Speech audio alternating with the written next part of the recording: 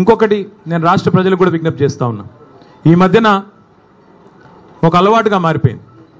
ఏ ఆధారము లేకపోయినా, ఏ అధికారిక ప్రెస్ మీట్ లేకపోయినా, అధికారిక స్టేట్మెంట్ లేకపోయినా ఇదిగో పులి అంటే అదిగో తోక, ఇదిగో ట్యాపింగ్, ఈ హీరోయిన్ ఆ హీరోయిన్, ఈయన డ్రగ్గులు వాడాడు ఆయన డ్రగ్గులు వాడాడు, ఒక్కడంటే ఒక్కడు ఈ రాష్ట్ర ప్రభుత్వంలో కానీ ఈ రాష్ట్ర అధికార యంత్రాంగంలో కానీ అధికారికంగా ఏమైనా చెప్పారా? ఏంది గాసిప్సు, ఏంది నాన్సెన్సు? ఎవరన్నా మీకు వచ్చి ఫలానా వాడు తప్పు చేశాడని చెప్పారా ఇప్పటికీ? ఇది ట్యాపింగు, అది కుంభకోణం, ఇది లంబకోణం, అది డ్రగ్స్, ఇవేనా? ఇంకా 6 గ్యారెంటీలు మర్చిపోదామా? 420 దొంగ హామీలు మర్చిపోదామా? ఆడబిడ్డలకు ఇస్తానన్న 2500 మర్చిపోదామా? ముసలోళ్ళకి ఇస్తానన్న 4000 పెన్షన్లు మర్చిపోదామా? రైతులకు ఇస్తానన్న బోనస్ మర్చిపోదామా? ఇదిగో పులి అదిగో తోక అనే వదంతులు పట్టుకునే రోజు మనం అందులో ఒత్తుకుంటూ కూర్చుందామా ఫోన్లో? ఈ తమ్మునేలు ఆ తమ్మునేలు, వీడు ఇట్లా అంట వాడు అట్లా అంట. ఈయన ఇంకా మనకు కావాల్సింది ఈ గాసిప్స్ అడిక్షన్ కూడా. ఈ గాసిప్స్ ఏవైతే, ఈ వదంతులు, ఈ రూమర్స్ ఏవైతే ఉన్నాయో వీటి అడిక్షన్ కూడా ఈ రేవంత్ రెడ్డికి పట్టుకున్నది. ఓ పిచ్చోడ్లాగా మాట్లాడుతూ ఉన్నాడు. ఆ జూబ్లీ ప్రాంతం ఉంటుంది హైదరాబాద్లో, అక్కడ కిట్టి పార్టీలు జరుగుతూ ఉంటాయి. మధ్యాహ్నం కొంతమంది బాగా డబ్బున్నోళ్ళు కిట్టి పార్టీలు చేసుకొని వీళ్ళ గురించి వాళ్ళ చెవులు కోరుకోవడం, వాళ్ళ గురించి వీళ్ళ చెవులు కోరుకోవడం, అది జరిగేది. ఈయన కూడా అట్లాంటి కిట్టి పార్టీ ఆంటీ ఈయన రేవంత్ రెడ్డి గారు. ఎక్కడో ఎవడో చెప్పింది విని అదే నిజం అనుకుని భ్రమించి దాన్ని మళ్ళీ 10 మందిని పోగేసుకొని, మీడియాని పోగేసుకొని చిట్ చాట్ల పేరిట చిల్లర మాటలు మాట్లాడే నికృష్టుడు రేవంత్ రెడ్డి. నేను అందుకే అంటా ఉన్నా, నువ్వేదో వాగావు కదా నేను డ్రగ్స్ బిగ్స్ అని. దమ్ముంటే మగాడివైతే బయటికి వచ్చి పత్రికల్లో మాట్లాడు, నువ్వే ముఖ్యమంత్రి, నువ్వే హోంమంత్రి, ఏం ఆధారం ఉందో పెట్టు. అంతేగాని ఒక దొంగలాగా నీకు అలవాటైన పని చీకట్లో కూర్చొని 10 మందితో ఒకటి చెవులో కూడా కొరుక్కొని పనికిమాలిన మాటలు మాట్లాడుతూ టైంపాస్ చేయకు. ఇంకొక మాట కూడా అడుగుతా ఉన్నా నేను, ఈ శవాల మీద పేలాలు ఏర్పడడం ఏందే నాకు అర్థం కాదు. ఎవరో చనిపోతే దుబాయ్లో దాన్ని నాకంట కట్టడం ఏంది? నీ బొందా ఏమైనా జ్ఞానం ఉందా నీకు? అసలు ఏం మాట్లాడుతున్నావు? రాష్ట్ర ముఖ్యమంత్రివా లేకపోతే శవాల మీద పేలాలు ఏరుకునే దౌర్భాగ్యుడివా?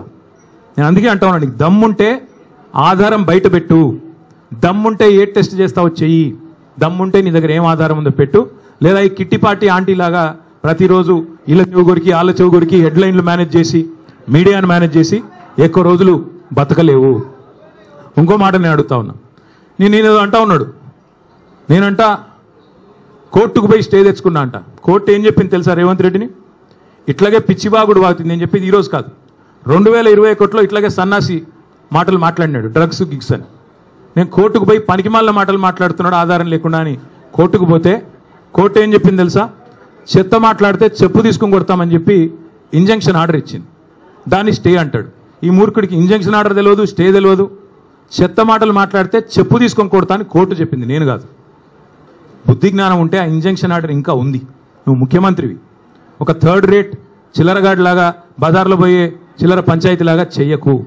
ఇంకో మాట అంటాడు, నేనేదో లోకేష్ని కలిసినట్టు అర్ధరాత్రి పోయి, మేమేం చేసినా బాజాప్తా చేస్తాం, బేజాప్తా చేయాల్సిన కర్మ మాకు లేదు. అయినా నాకు తెలియక అడుగుతా, లోకేష్ ఏమన్నా నీ లెక్క అంతర్రాష్ట్ర దొంగనా? లోకేష్ ఏమన్నా నీ లెక్క సంచులు మోసినోడా? లోకేష్ ఏమన్నా నీ లెక్క చదువు రానోడా? కలిస్తే తప్పేంది? ఒకవేళ కలవలేదు, కలిస్తే తప్పేంది?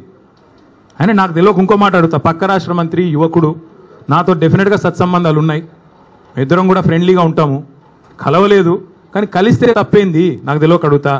అయినా మీ పెద్ద బాసు చంద్రబాబు కొడుకే కదా, నేనేదో గూండానో దావుద్ ఇబ్రాహింనో చీకట్లో కలిసినట్టు డైలాగులేంద్ర హౌలా. నేను అడిగింది ఏంది, నేను చెప్పింది ఏంది? నేను దొంగను కలిసిన నీలాగా, లేకపోతే నీలాగా లోఫర్ రాజకీయాలు చేస్తున్నాను ఢిల్లీలో పోయి, చీకట్లో పోయి అమిత్ షా కాళ్ళు పట్టుకొని, చీకట్లో పోయి మోడీ గారి పాదాలకు ప్రణమిల్లి చిల్లర రాజకీయం చేస్తున్నానా? పక్క రాష్ట్ర మంత్రి యువకుడు, నాకు తమ్ముళ్ళు అంటాడు, కలిస్తే కలుస్తా కానీ నేను కలవలేదు. దానికి ఏదో పెద్ద ఈయనేదో గొప్ప విషయం కనిపెట్టినట్టు. ఆయన నాకు తెలియక అడుగుతా, పాలన గురించి తెలుసుకోవాలంటే మమ్మల్నే కలుస్తారు బీఆర్ఎస్లను, దోపిడీ గురించి తెలుసుకోవాలంటే నిన్ను కలుస్తారు. ఆయన నన్ను కలిస్తే నీకేం నొచ్చింది? ఆయన నన్ను కలిసినా నీకేం బాధ అవుతుంది? నాకు తెలియక అడుగుతా. నేనేమంటున్నా అంటే, ఈ చిల్లర మాటలతోని ఎన్ని రోజులు టైం పాస్ చేస్తావు? ఇంకెన్ని రోజులు ప్రజలు ఇవాళ ఆగం చేసే ప్రయత్నం చేస్తున్నావు?